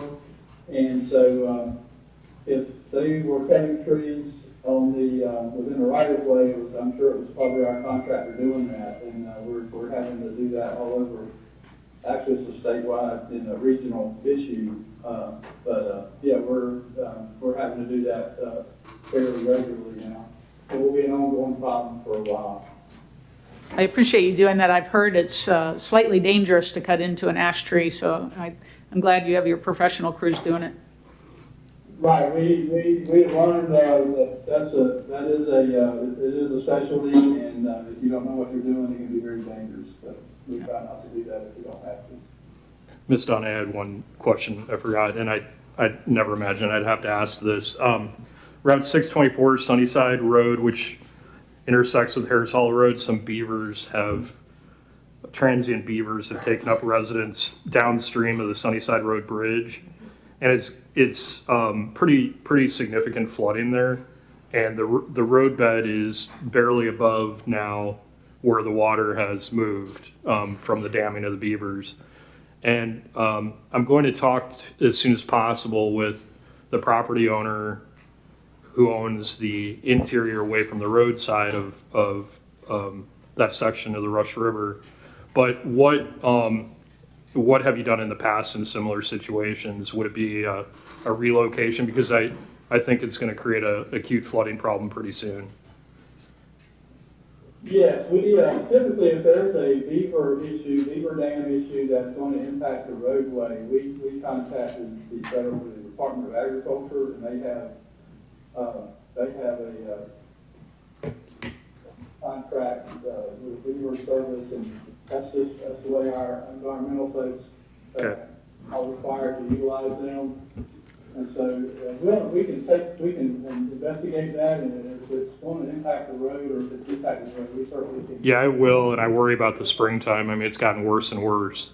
So I want to talk to the landowners and let them know that their pet beavers are probably going to have to go somewhere else. Yeah, anytime you have any of those types of issues, you can let me know and take a look at it, see if we can. Okay, thank you. I'll follow up with you after I talk with them. Okay, that sounds good. Sorry. That's okay. Anybody else? Mr. Nesbitt, just thank you for being here, and appreciate how quickly you get to the issues that we all have in our districts. I know it's really important to our citizens. Madam Chair, point of order, could you ask the people to silence their phones? Yeah.